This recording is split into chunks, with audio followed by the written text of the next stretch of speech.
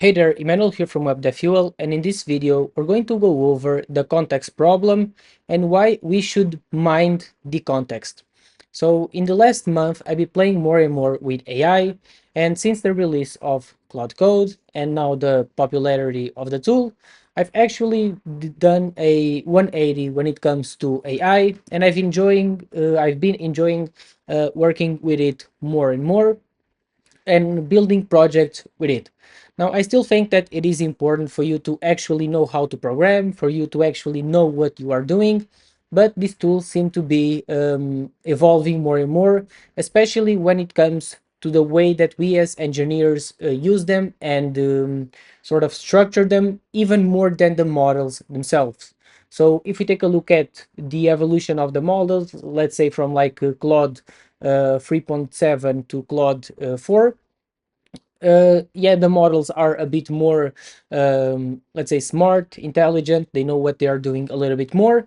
But the thing that is making me realize how much these tools can actually be useful is the tooling that we are building around them. So this includes like tools like Claude Code, like Cursor. I'm not honestly like a fan of Cursor, not necessarily the Cursor IDE or the company per se, but just that model of having like an IDE with all of those tools uh, built into them. And I can actually talk a little bit more in another video about this and also about Kiro, and why I think that this terminal approach is a little bit better. But I'm getting off point, so the goal here now is for me to explain to you something that I stumbled upon while using for the first time Claude Code, and honestly using for the first time AI agents to program, and this is the context problem. So I was building a web application with Phoenix and with Inertia on the front end, connecting it to React.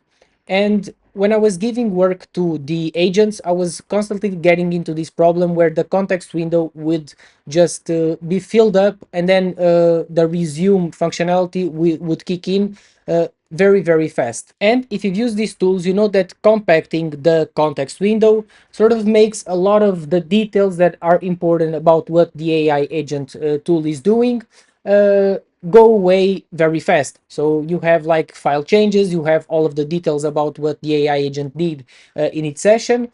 And if we compact the session, it automatically makes all of those things be compacted into like a summary, let's say.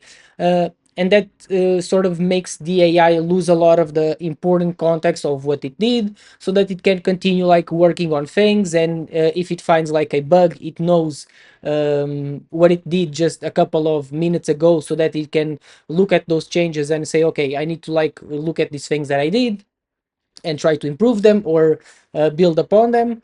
um, and yeah, I was constantly like going into this hitting this wall of the context problem. And since I was new to this, I didn't realize that most of the content pollution that was happening was because of one main problem. It was because of the tests. So when running tests using the Phoenix framework, uh, I was like getting a lot of lines of errors because, for example, there were sometimes errors related to other tests. So if it like ran the entire test suite, or even if it only ran that test alone, there would be a lot of noise inside of that. So we have here basically like the context problem, and maybe I should like zoom this in a little bit more. Okay, so we have here the context problem, and the idea is that context pollution kills AI effectiveness. So more information is not necessarily, it doesn't necessarily translate to better results, especially when we are talking about noise of things that are like just noise when it comes to like the outputs of the tests, other tests. Like maybe even, for example, the line of the test that we are running. So if the AI is already like selecting the proper line to run, it doesn't need to know also what the line that it just ran is in terms of the test and in terms of like the line inside of the test file. And a good example here is that we want to have the this like go from a 10,000 line of test outputs that is just mostly noise to a targeted error message. So yeah, AI gets overwhelmed and loses focus. The context window are expensive, first of all, and second, they are limited. I would say that even more than the fact that they are expensive. If you are using like directly credits, if you're using Claude Max or Claude Pro, the plans, then you are not really necessarily that worried about this. But you should be actually, now that I think about it, if you don't want to hit like the limits and be like prevented from using until a certain period. So this not only is important when it comes to like cost management and even like being able to have more usage when it comes to Claude or other tools, but also when it comes to the quality that they deliver. So again, the key insight is that the quality beats quantity every time. Now, one thing that I've basically stumbled upon, we still have here like context is currency, spend it wisely. So we want to like make sure that we tell the AI agent exactly what we want the AI agent to see. So we want to give the AI exactly what it needs, nothing more. Clean context equals better decisions from the AI. And also we want to think like you're explaining this to a colleague. So we want to like only explain the necessary steps. And the rule is that if it doesn't help the problem, we don't want to include it. So we want to, first of all, use a sub-agent architecture where we split complex tests into focus sub-agents. So this means that, for example, we tell Claude that I want you to spawn sub-agents for each one of the tasks along the way. And this means that basically Claude is going to spawn a sub agent, and it is going to have like the summary of what that sub agent did, and it has sort of like a nicer like segmentation of the context. But the downside here is that this still means that we have like a summary of what it did. Now the cool thing about this is that we are developers and we should be building like tools that actually help us do our work better.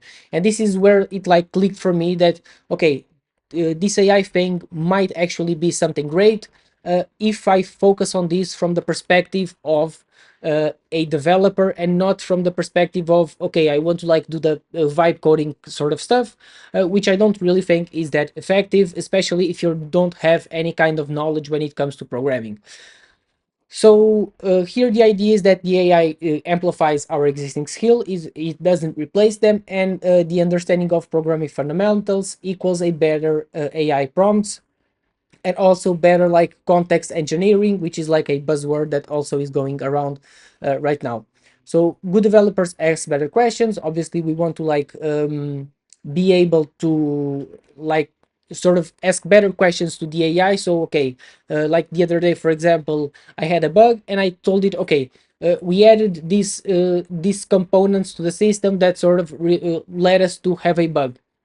So now I want you to like remove each one, all of the components, and then add it one by one so that we know exactly what's actually breaking the system. And this is honestly something that I used to do even when I was coding everything manually, which I'm still doing a lot. But yeah, the idea is that okay, I used to do this thing and I learned it pretty soon in my career that we want to like break things individually or like try to remove certain parts of the system to then be able to see okay, this part is not breaking it, this part is not breaking it, okay, this part is breaking it. So now we can like focus in on this specific part of the system to try to fix this bug.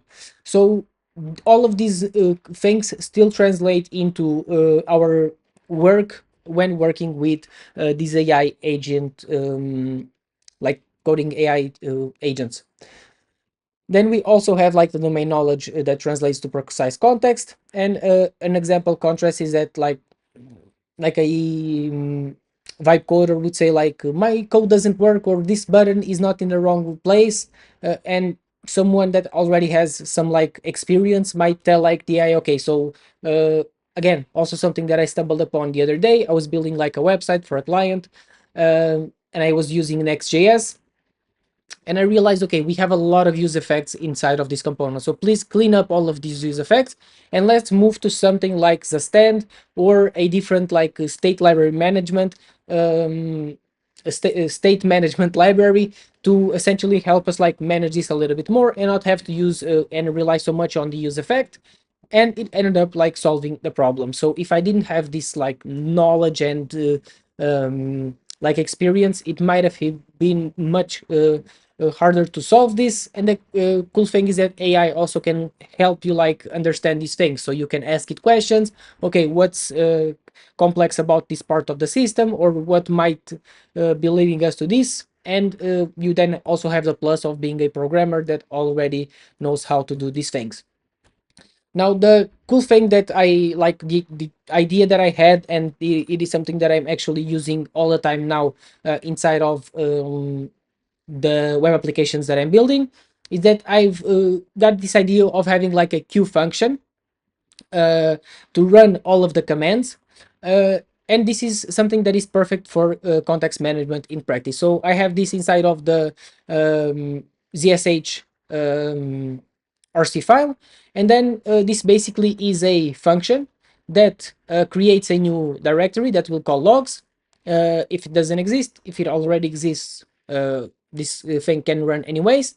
And then we echo saying, okay, we are running the command and it is piping it into this thing here, so that the LLM has like it runs the bash command, so it runs like the bash tool, and then it knows that okay, this is running.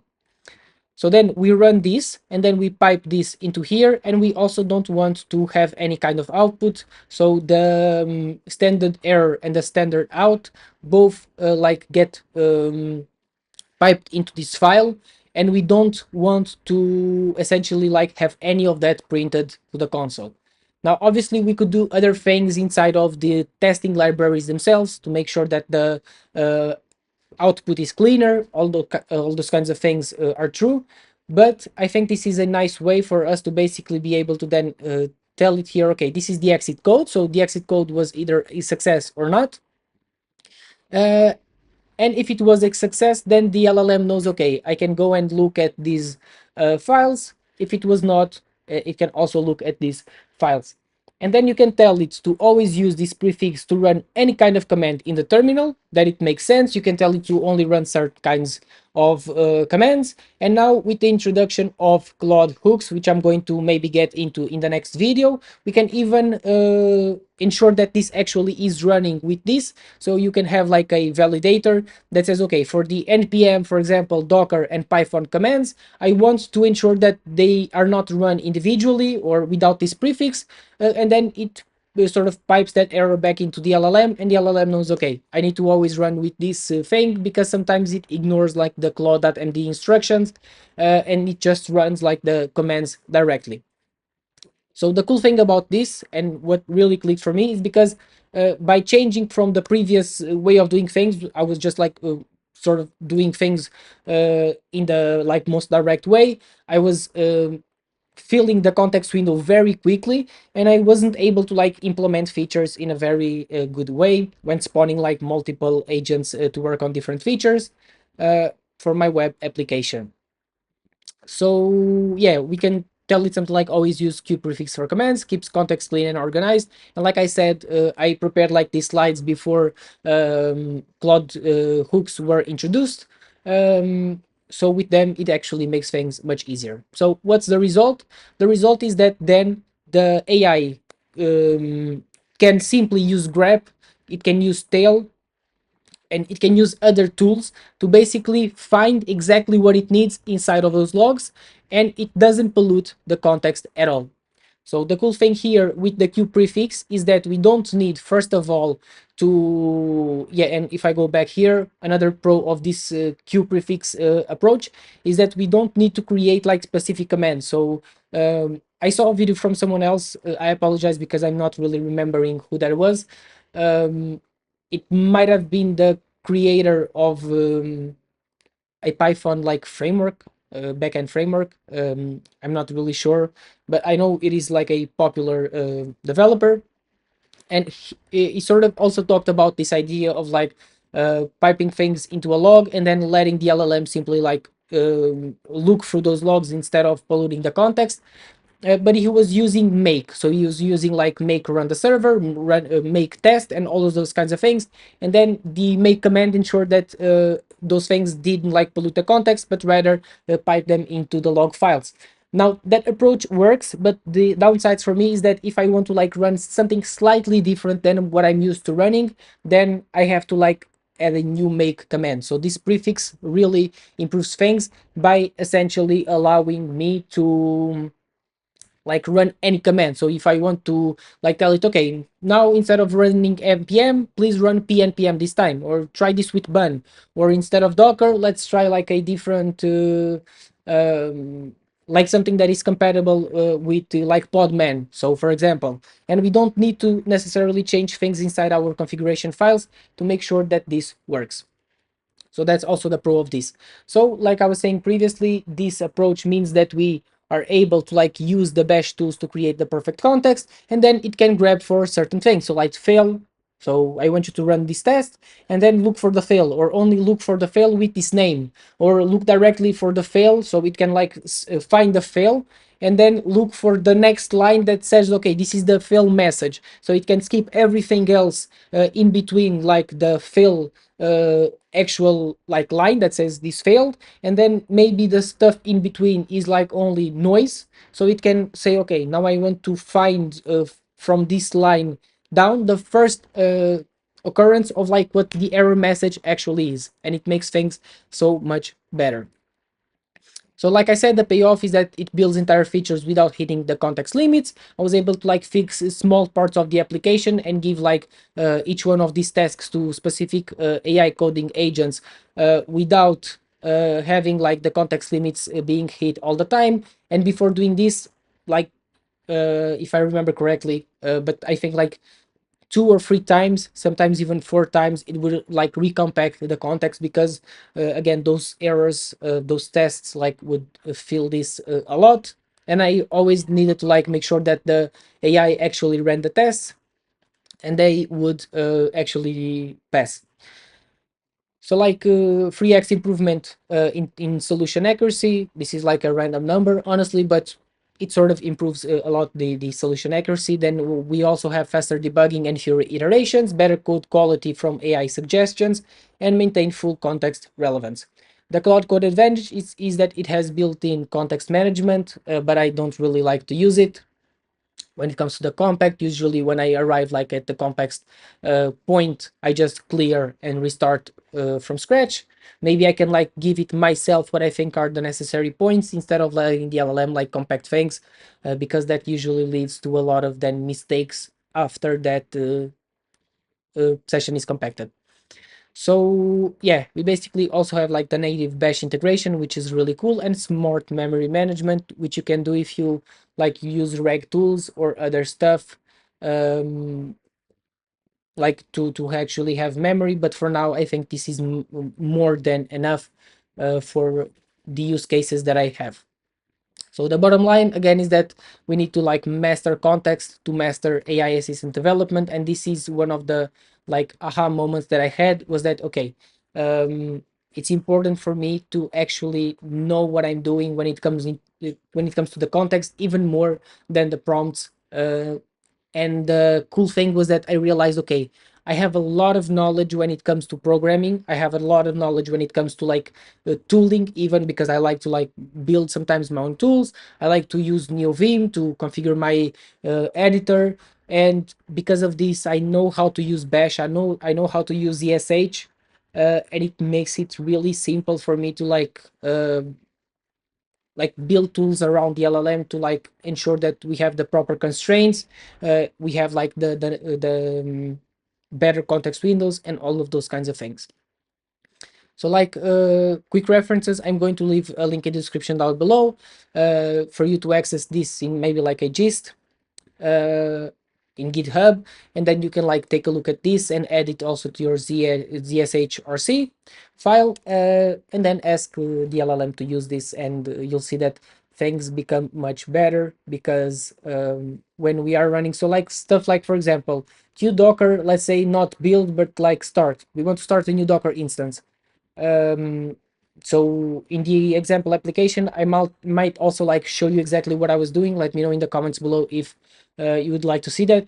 But for each one of the tasks, I was spawning literally like a new database and ask it to connect to a new database in Docker, so that each one of the agents had its own database, so that it was able to like make changes to the schema and test things with different schemas. And then I would like merge into the main after that, check all of the necessary like um, diffs and all those things. But basically, like when we were simply like setting things up, it didn't really make a lot of sense to say, okay, I have this Docker build or Docker start command. The LLM knew, okay, this command was successful.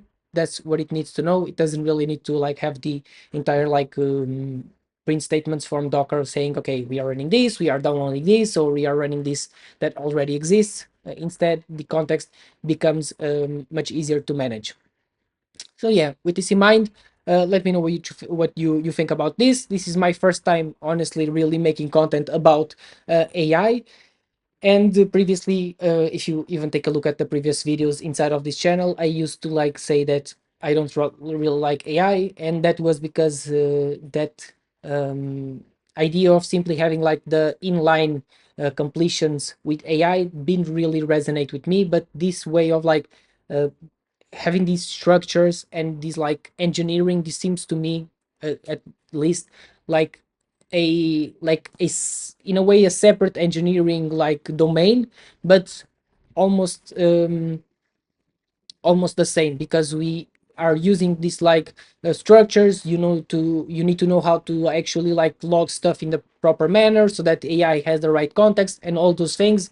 So this paradigm seems to me like something that I actually want to continue like expanding on and building upon and working with it even more and more, and building more content, because it seems much more uh, useful than just the like inline completions or the chat sort of doing things where we are like pasting back and forth stuff from ChatGPT into the code editor and those kinds of things. So yeah, let me know what you think in the comments below, and I'm also going to leave a link in the description down below if you want to join a community that I'm starting to build just right now. Uh, since I want to focus more now on this AI stuff, I'm really excited about this. And yeah, that's the main reason that I want to like start teaching this kind of stuff, is because I'm really excited about this. And like the last month has been a honestly like a um, just a bunch of excitement for me when it comes to programming that I haven't felt in a really long time. And the fact that I'm learning something new really makes me like excited about this new domain, machine learning, and more specifically, even like the fact that we are using these tools as programmers. So if you want to join this community, for now it is going to be free, and I'm planning on doing like something like multiple live streams a week, where I show exactly what I'm doing. I help out people who might need help with their like setup of Claude Code or other tools in general. uh, and just I want to make this a like interactive thing, so that's why I want to like make sure that this becomes like a community. So I'm going to maybe just like leave a link in the description down below. You can put there your email, and I'm simply going to like manually send emails to everyone for now, just saying, okay, this week at this hour we're going to meet. And then I'm simply going to use something like Google Meet, and make sure that people I can hop into like the speaker and just say stuff and like share their ideas and the stuff they are building. And this way, like, I can help out as much as possible people who might watching this video, maybe that's you included. And yeah, so for now this is going to be something very simple. I don't want to add for now any kind of paywall to this, just to see how people are interacting with it and if they like it. And I think also it's a much like much more personal like thing where I can help instead of just streaming on YouTube here, because like the YouTube streams, at least for me, seem like a very impersonal thing where I might have like people commenting on stuff and interacting live. But I would like to like have something that I actually can see uh, your screen maybe, and actually help you out with stuff while other people might be on the call and seeing exactly how we can like make these AI tools work better for us as developers. So that's it. This is the first video that I'm going to do on this. I hope you like it. Again, let me know in the comments what you think of it, and I'll see you on the next one.